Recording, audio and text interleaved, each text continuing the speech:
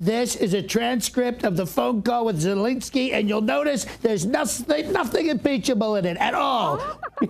Get that freaking bird out of here.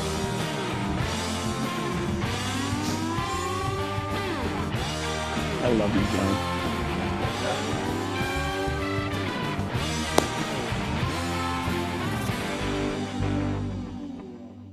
Hello, world, and welcome back to What the Cluck. I am your host. Thank you for that. I'm your host, Vinay, and we have a monumental show in store for you. We have the triumphant return of President Donald Trump. Tremendous. Self-proclaimed supreme ruler of the universe. And we have 2020 Democratic presidential candidate and author Marianne Williamson. He has plans to give Trump and the rest of the Democratic primary field a run for their money. This should be good. First up, some random thoughts. Someone needs to tell me what happened to the lost art of the toast. Back in the day, dinners and gatherings always featured a poignant, heartfelt speech given by a distinguished and articulate speaker. Guests listened, topics were debated civilly, and society flourished. Nowadays, we've replaced formal debates and toasts with Twitter. Now everyone has a megaphone, and every brain fart each individual has is broadcast to the entire world. Not even spell check or autocorrect can save us from this assault on proper grammar and intelligence. Free speech is a marvelous thing, but most people shouldn't have it.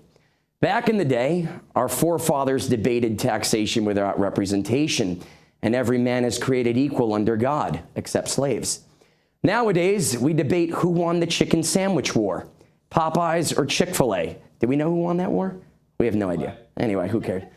Have you been to a wedding recently? Have you seen a young person try to give a best man's toast or a maid of honor speech?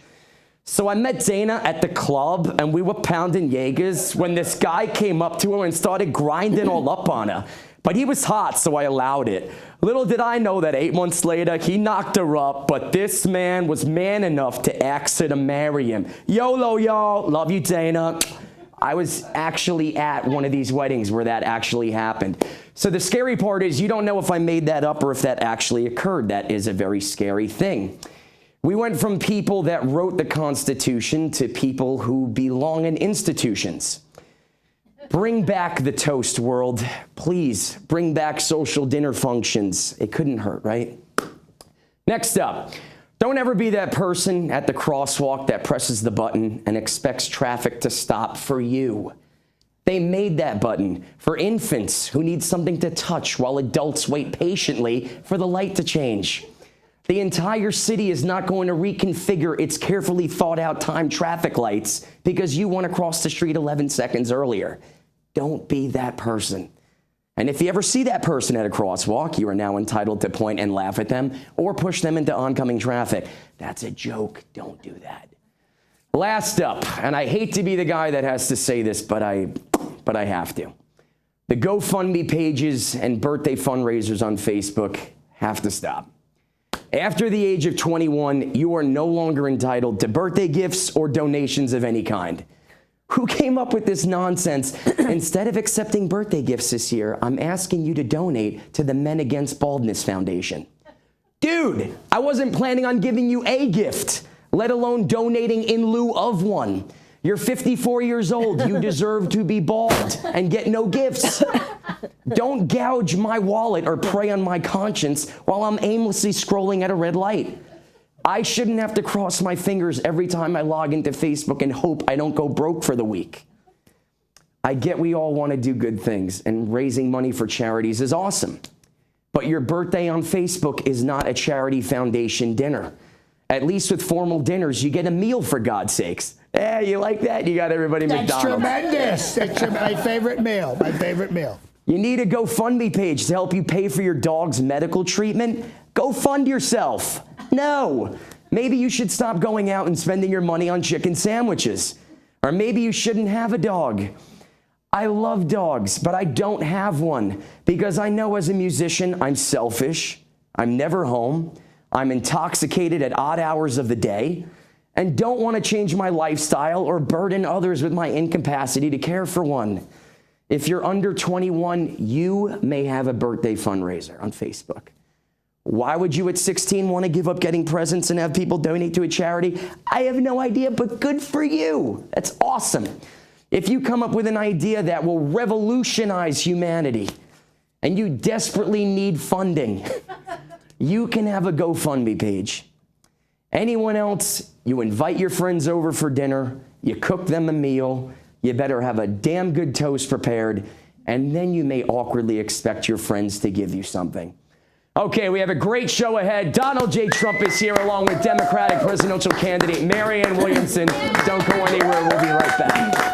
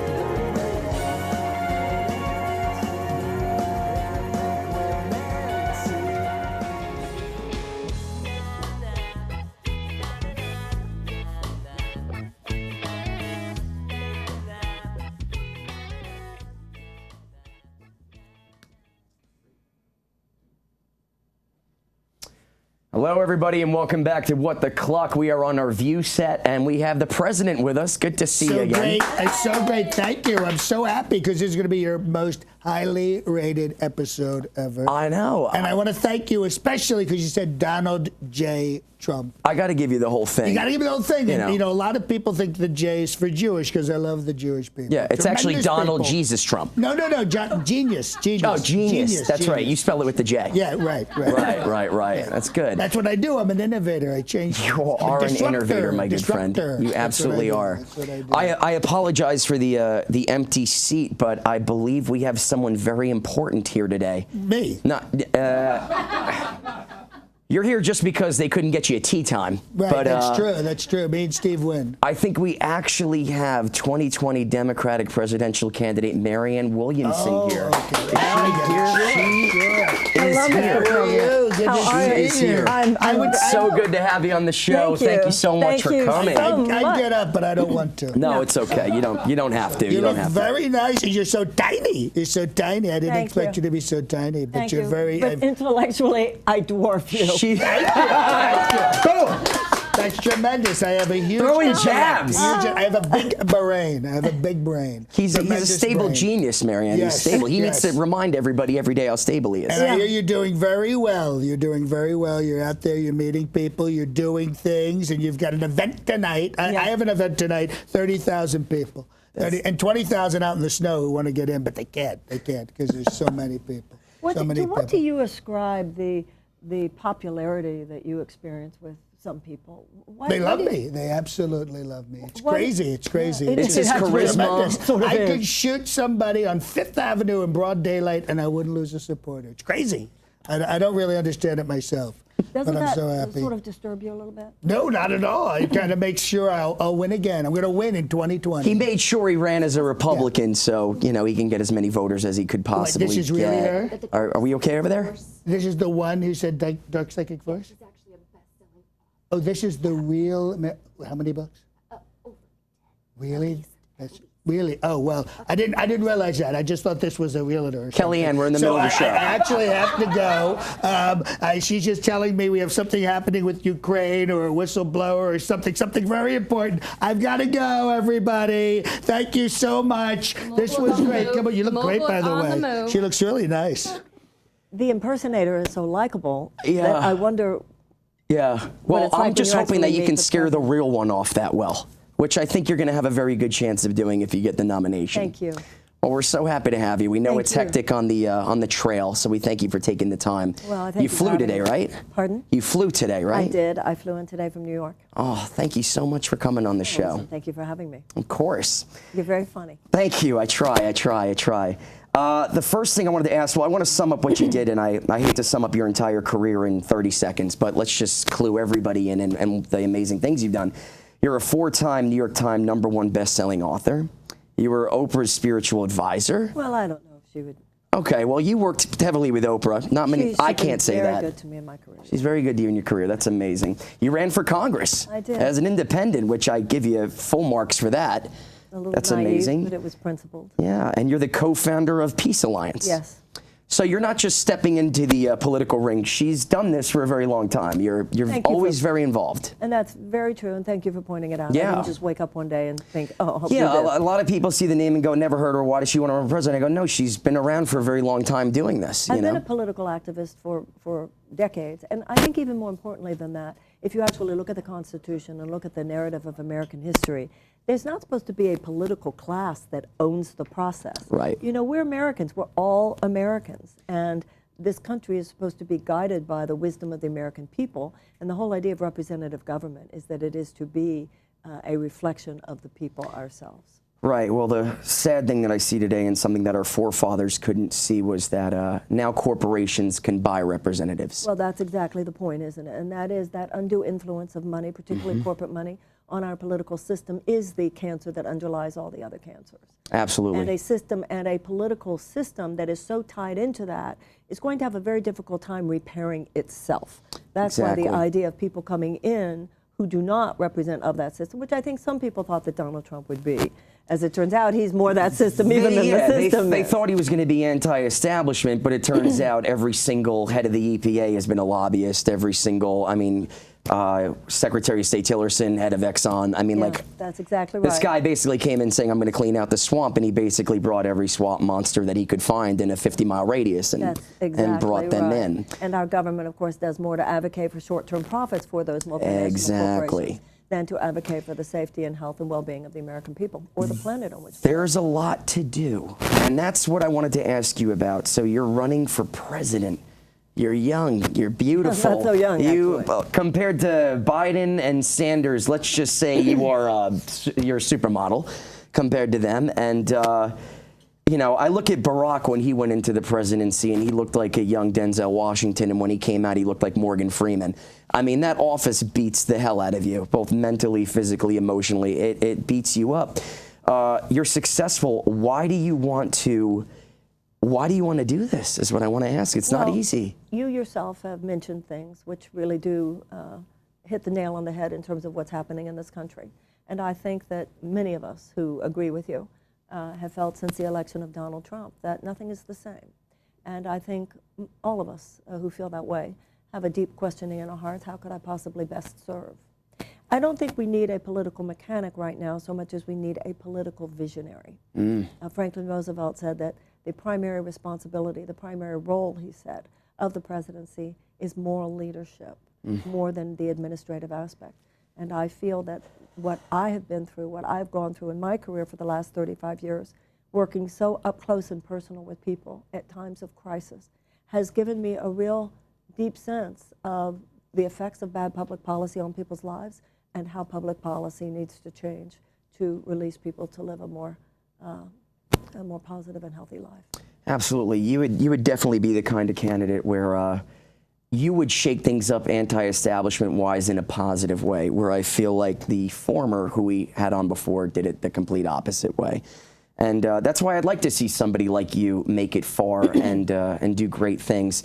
My whole thing is, when you're not in that establishment, especially with the DNC, the way that I saw them treat Bernie Sanders in 2016, he was basically given no chance to win. Whether he was playing at 30,000 people at stadiums, there was no way they were going to let him come over Hillary Clinton. Do you feel like that same thing is happening now? Well, now they say, well, it can be one of these 5. Yeah, exactly. Yeah, exactly. And if you're not in that 5, it's like you have no shot at all. Well, it's disturbing because I do believe that in the last election, if they had just gotten out of the way, it would have either been Hillary or Bernie. but we all would have felt good about it, and everybody was shown up to vote. Exactly. Which is the problem. A lot of protest votes. Yeah. You know, the Constitution doesn't even mention political parties. That's right. And George Washington, when he left office, warned us against Scared to death of There's them. not supposed to be this gatekeeper class. That's why it's interesting that in the Constitution, it says that in order to be president, somebody has to have been born here, lived here for 14 years, and 35 years or older. None of this, what made the DNC quite so powerful. So, yes, I mean, I'm playing by the rules. I have to, but... and again, I hate to say it, and I hate to be that young guy that says it, but it all kind of comes, it looks to me like it's money. And the whole thing about when you're elected to office is the minute you get in, you're only concerned about raising more money to stay in office. Well, unless that's not your goal. It shouldn't be the goal. No. The goal should be to fix and solve real world problems. But and that's right. Well, but from what I've heard from people that were in office, they said basically 6 hours a day you're sitting inside an office and you're calling up people asking for money. Well, Congress people are known to spend at least 50–60% of their time doing that. That's why it's so ridiculous when people think, you know, if you're a congressman, then you're qualified to do this job as though the rest of us aren't. What do you think they do all day? Once again, they sit around half the time is on raising money. Exactly. But that's why we need a complete pattern disruption. We need a fundamental disruption of that entire system. We won't be able to overturn Citizens United. I was just going to bring created that up. that flood of money. It's like the minute we passed that, it was over. But, well, it wasn't over. It was over until it's not over. So we will not be overturning that too soon, given the current makeup of the court. But we can have legislation to establish public funding for federal campaigns, and we can also ultimately have a constitutional amendment establishing public funding for federal campaigns. I hope you or I hope someone like you wins, because I would love to get back to that moral, correct standing of what we used to be. I really hope. Well, I think that there are many people on both left and right who do know that it's the divergence between the goodness in our hearts and the way our government operates. It is the problem that must be addressed. Right. I think when we ask what would be the right thing to do, what would be the loving thing to do, what would be that which is filled with integrity, I think most of us do ask those questions when it comes to our personal relationships. Right. But I think we need to ask those questions when it comes to our country as well, and that's what citizenship should be. Absolutely. Huge news this week, like major news. Speaker Pelosi opened up an impeachment inquiry. What do you feel about this with the whole thing? Do you think it's too little too late? Do you think it's better late than never? Do you think this is going to hurt us? What do you... Well, prior to this, I've been very cautious around the topic for obvious reasons. I certainly feel that the president has committed impeachable offenses. However, the politics are such that Republicans are in charge of the Senate. They will not convict him and so forth. But I think it's come to a point now, and this is why I did call for the impeachment inquiry and express my support of it day before yesterday. It has gone to the point now, when you look at the transcript of the president's conversation. He did the exact same thing twice. The guy literally did the exact same thing. American foreign policy is not a toy that the U.S. president should play with or his personal attorney or his profit. My goodness, my goodness. I mean, I do agree with you. I mean, there's no way that he's going to leave office with Mitch McConnell in the Senate. I think it's a good thing to get every Republican on the record. And I hate to use this word and to go this far, but to me, it kind of does say that.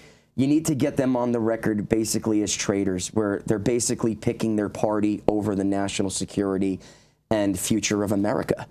And if you go with impeachment, you basically got every person that said, no, don't impeach him, and they're on that record. So I do agree with you. He's not going to leave office due to impeachment. But you definitely have to get Republicans like Lindsey Graham and Mitch McConnell on the record that they supported this man in the face of all this overwhelming evidence that he committed crimes. I mean, Lindsey Graham, when Clinton was in office and, you know, he did whatever he did in the Oval Office with a woman, we can't have this. This is unbelievable. This is against everything we stand for. Oh, that was so bad. But 14 counts of this isn't bad enough. So I think what we most need to do, however, is articulate a vision for where America could go now. Donald Trump, I think of him as an opportunistic infection. He could not have gotten hold of us had there not been a weakened societal immune system. And so we have a bigger job than just replacing Donald Trump in 20. We need to end an aberrational chapter in our history and usher in a new one. And that's why I feel what we need is a season of repair. How are we going to do this with Fox News? Well, listen, this is a free country. People have the right to believe whatever they believe. And people who are so excited about Fox and people who are so excited about Donald Trump, they have a right to be They have a right to say that, but you can't have somebody go on Fox News and say the sky is orange when the sky is blue. Well, they do if they want to. So when you ask me what we do about that, is we need to articulate a more compelling vision. And a more compelling vision is not just how awful they are. Right. I'm not, in We need to be inclusive. my campaign, I don't mention Donald Trump very much. I think that we're all exhausted by this.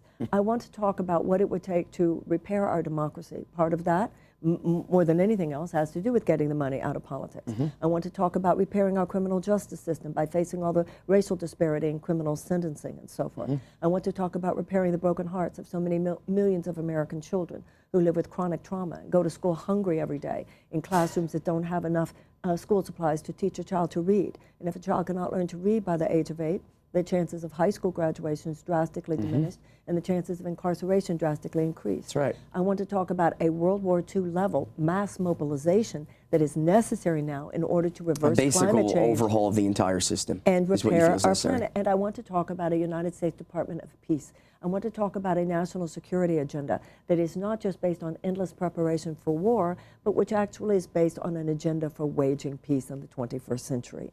Let's make Donald Trump irrelevant by talking about how our generation can rise up and do what needs to be done now to put this country back on track. I like that. It's very good. Reminds me a lot about Kennedy. Reminds me a lot about, you know, he was very against the war. A lot for what you're saying, a lot for peace, not going into Vietnam.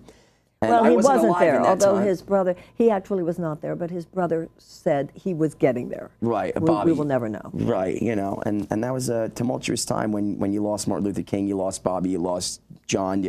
And then you speak out against that whole military thing. A lot of horrible things can happen. But let's not get into conspiracy.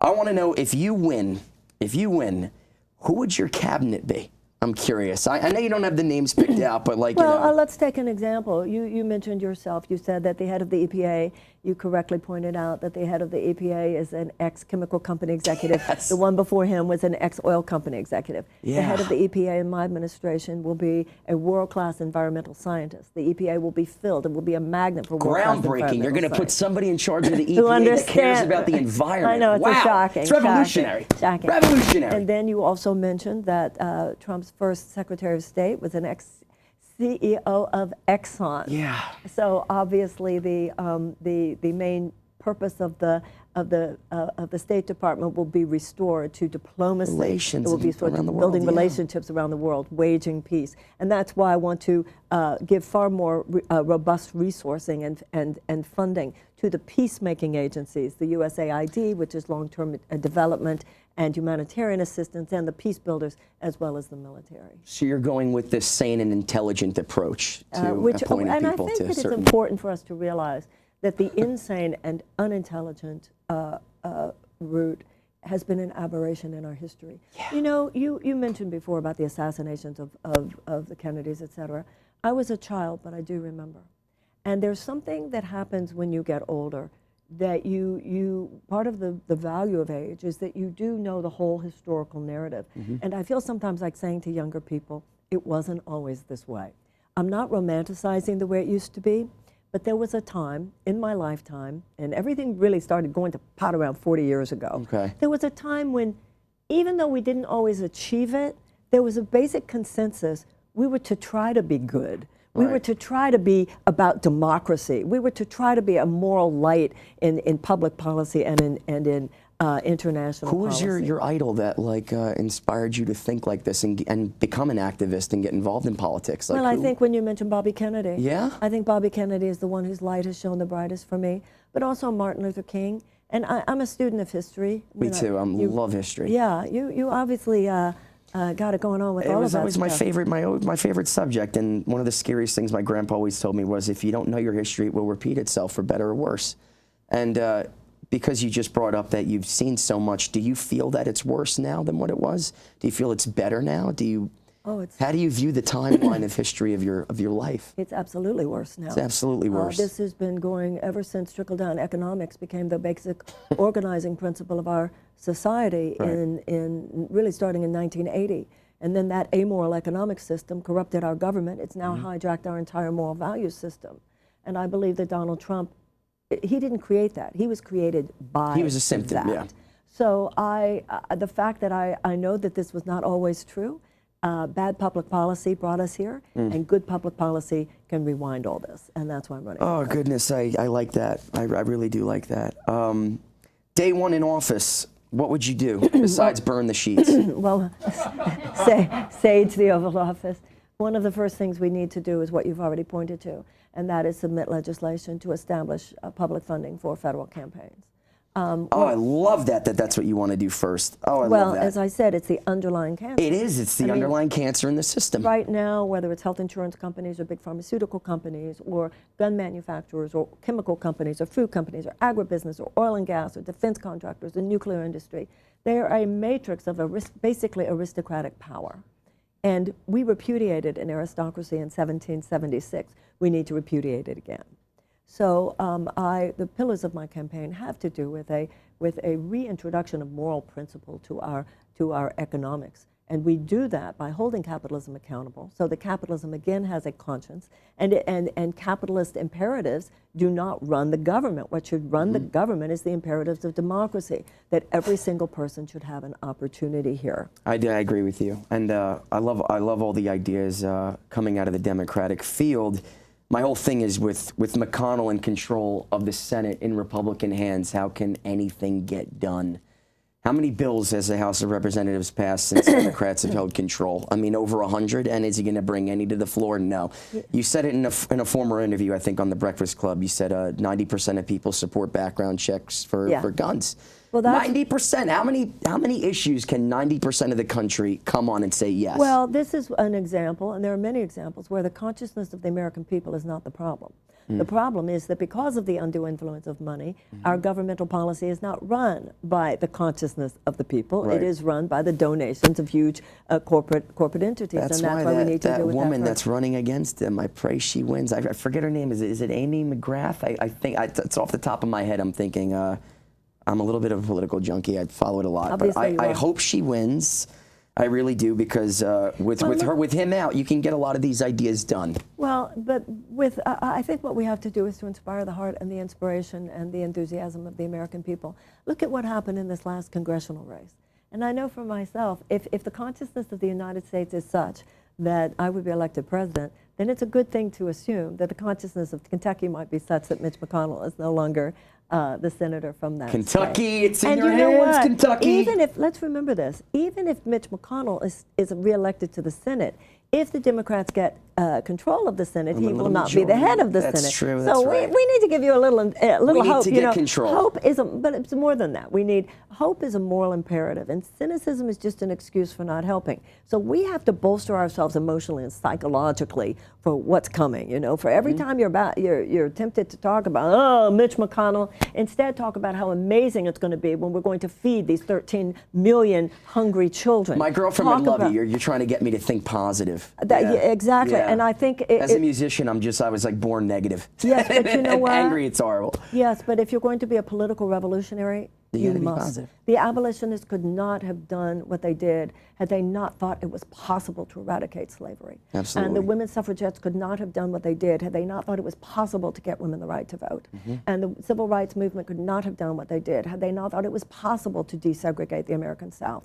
So what you're saying no to, I agree with you, but let's bolster up your yeses too.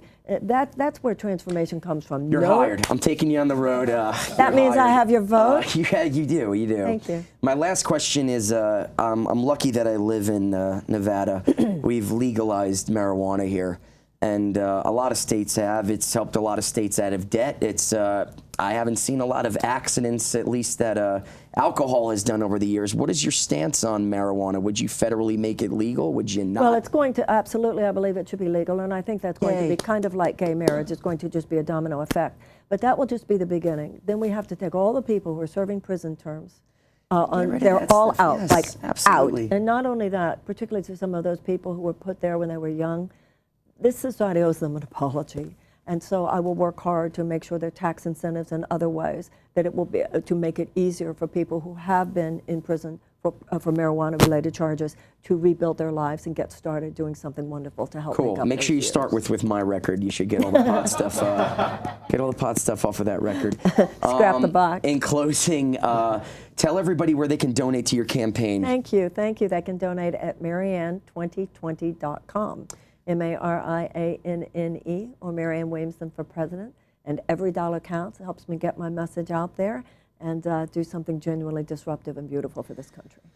America, if you're going to get behind somebody that's positive, get behind somebody that wants to fight hate with love, and I love that message about you. You don't even fight it, you just replace it. And you just replace it. And I wish you the absolute best. I can't thank you enough for coming on the show. You're always invited. If you're in town for a little bit and you want to catch a Vegas show, come to the Bronx Wanderer show. Shameless plug. Totally come to that show. Okay. And, now, is that you doing your comedy? No, I'm actually a musician in my full-time thing. So my dad's the singer, my little brother's the drummer, and my 3 best high school friends are the band, and we have a show on the Strip every night, 7 that nights is a so week. cool. It is fun. We're sponsored by Prozac and Jack Daniels. It's a great time. Thank you for coming on the show. We love you. We wish you the absolute best. Thanks a lot for tuning in. We'll see you in 2 weeks. Take care. We'll see you next week.